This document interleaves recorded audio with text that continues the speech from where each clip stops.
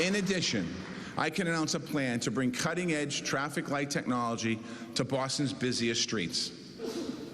We've all been, God bless you. We've all been there. You hit one red light and it just seems like you hit them all. New signals will adapt to traffic in real time and work together to keep it flowing. In a city on the move, the street should work for everybody. Our Vision Zero safety plan aims at ending fatalities on our roads. We are installing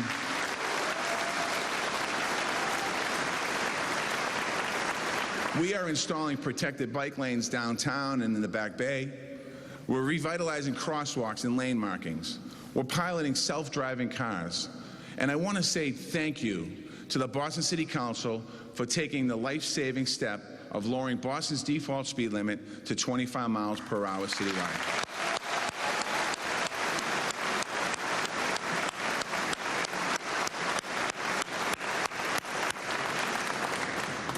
The people of Boston also deserve a public transit system that works. I applaud the Common Union and the governor for an agreement that puts the MBTA on stronger fiscal footing. Thank you.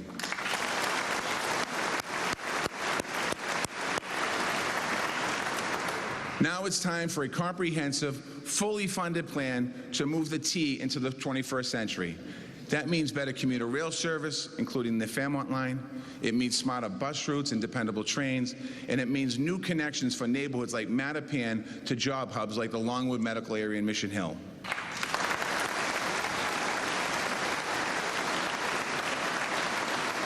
The Boston and Massachusetts economy needs this, so let's work together to get it done.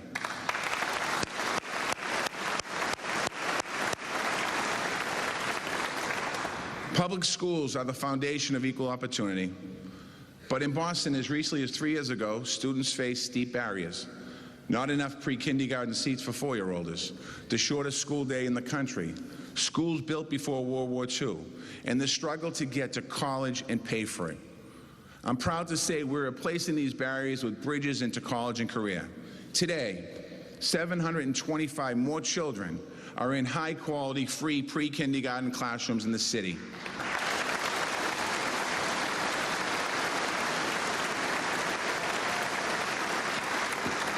And yes, we used to have one of the shortest days, but we extended it, giving students from kindergarten to 8th grade 120 more hours of learning time, the equivalent of 20 added school days a year.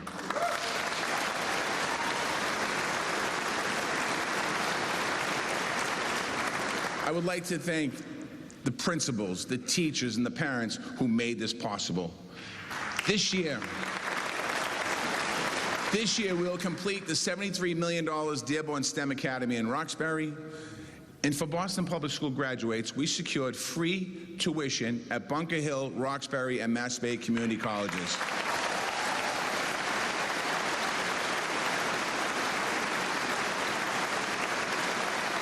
We're making great progress, but there's plenty of room for improvement. The gaps that remain come in the shapes of race, language, and need. Equity demands a bold solution. That's why this week I will file legislation to finally eliminate the opportunity gap in early education, and for the first time in Boston's history, offer free pre-kindergarten to every single 4-year-old in our city.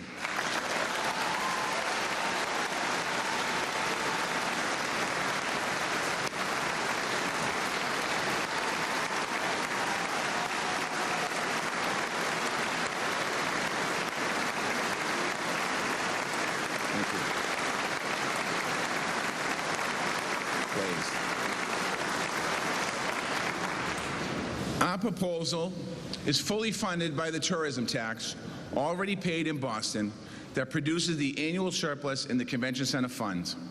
It's only fair that Boston's success benefits all of Boston's children. In addition, in the coming weeks, we will release a 10-year facilities build BPS plan.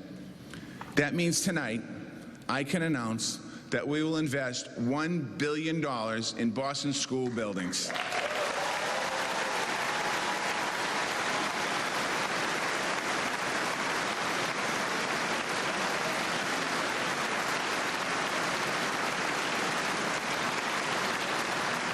We will create high-quality, 21st century classrooms for every student connected to every neighborhood, college, and workplace in our city. Boston is entering a new era of school investment. So once again, I urge everyone to come together for our students. We are committed to working with our partners on Beacon Hill to fix the education aid and charter school funding, but we need district schools and charter schools to learn from each other, not turn on each other.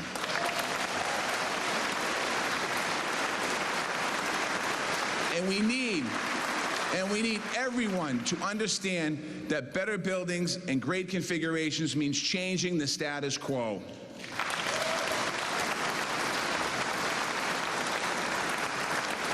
We all need to trust in our shared values. If we do, we can solve urban education in Boston and for America.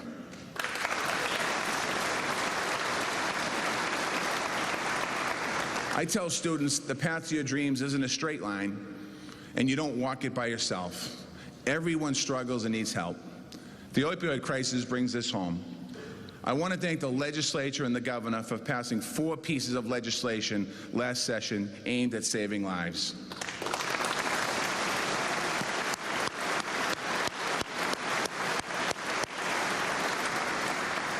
Addiction is a cunning and baffling disease, but recovery begins with a simple plea for help.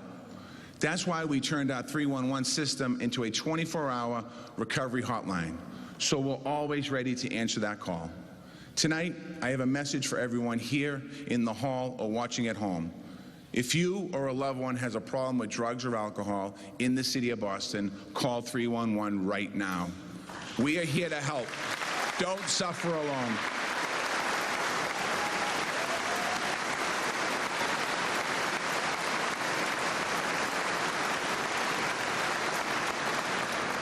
I ask everyone to reach out and be there for your neighbors.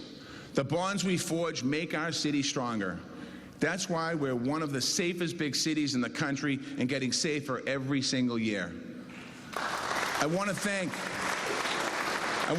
the young people, the Boston police officers, the clergy, parents, grandparents, street workers, job trainers, the foundations and the nonprofits for your courageous and relentless relationship building. Together, we have forged the most comprehensive and collaborative public safety strategy in the history of our city.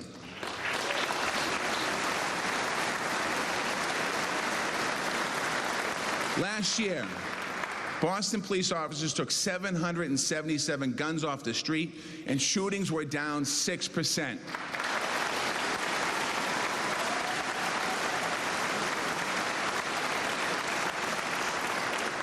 But the work is far from being over. We had 45 homicides in our city last year. That's unacceptable. 1 is too many, and 0 is our goal. To get there, we have to keep digging up the roots of violence and sowing seeds of opportunity. In Operation Exit and Professional Pathways, we're helping young people get the hope, the skill, and the jobs they need to leave the streets behind. We brought back the Boston Police Cadet Program. Our first class is the most diverse ever, with 70% people of color, 33% women, and 100% Boston residents, and they're with us tonight.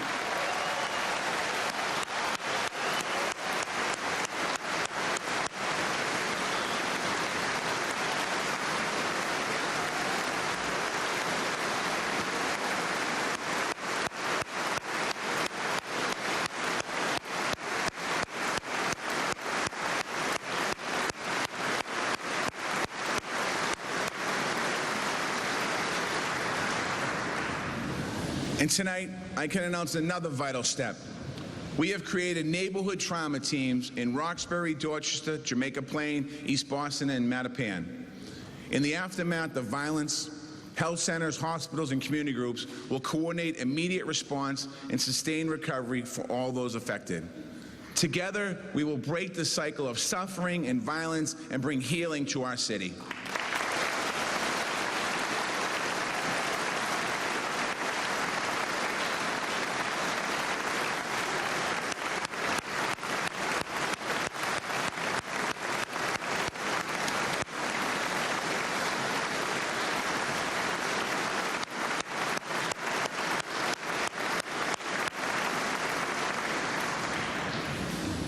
My plan is clear.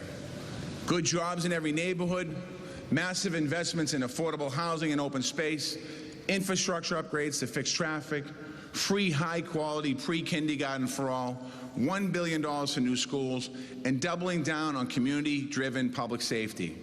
In other words, a city with its values written into its DNA, a city that lifts everyone up as it rises, a city with a greater future than our past. I got a glimpse of that future in our town hall forum on race we held in November. The conversations weren't easy, healing never is. But two young Bostonians named Kendra and Dante lifted our hearts. They spoke with honesty and with hope. In them, I saw and felt our city's core strength. Kendra is here, and I'd like to thank her.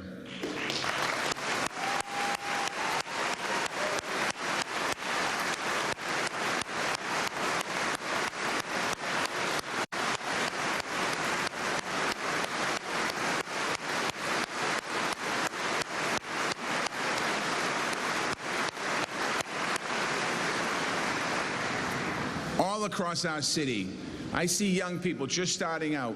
They're breaking down barriers and lifting others up as they rise. The fact is, we don't get far by ourselves, but together we can move mountains. And in divided times, it's never been more true. The power of our value is real. What we've achieved in Boston is said to be impossible nationally. Free community college tuition, expanding housing, reducing incarceration, going carbon neutral, great district schools, great charter schools, bringing back corporate headquarters and manufacturing jobs. We're fighters in Boston. We don't know the word impossible. But we didn't win these victories by fighting against each other. We won them by fighting for each other, shoulder to shoulder and hand in hand, forging relationships, following through and never quitting. Knowing that if we share the same values, we will always have common ground to stand on and to build on. Tomorrow, I travel to the U.S. Conference of Mayors. I will work with my fellow mayors to move our cities forward and tackle America's hardest challenges. Cities are the engines of opportunity, drivers of innovation, and the safety nets for the vulnerables. Cities are also gateways for new Americans. You've been watching live coverage of Boston Mayor Marty Walsh's State of the City address. You can watch the rest of the speech on our sister station, WSBK, My TV 38. And here on WBZ, we have a new episode of NCIS. We're going to join that now. Have a great night. We'll see you at 11 o'clock.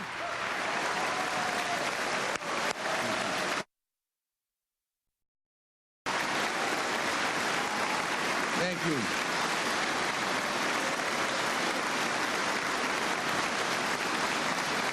In a time of uncertainty, we will step forward with confidence in our values. With trust in government at an all-time low, we prove that government can work for all the people. At a time when cities must lead, Boston is the leader of cities. Whatever happens nationally, I will fight for our values. I will fight for our families. I will fight for our seniors and for our children and for our veterans and our immigrants and those with disabilities. I will fight for good jobs and public schools and affordable housing and racial justice and equal rights for all. And I will never stop fighting for recovery. We are in this together, and we will fight every day for each other, for the people of Boston, and for all of you. God bless you. God bless the city of Boston. And God bless the United States of America.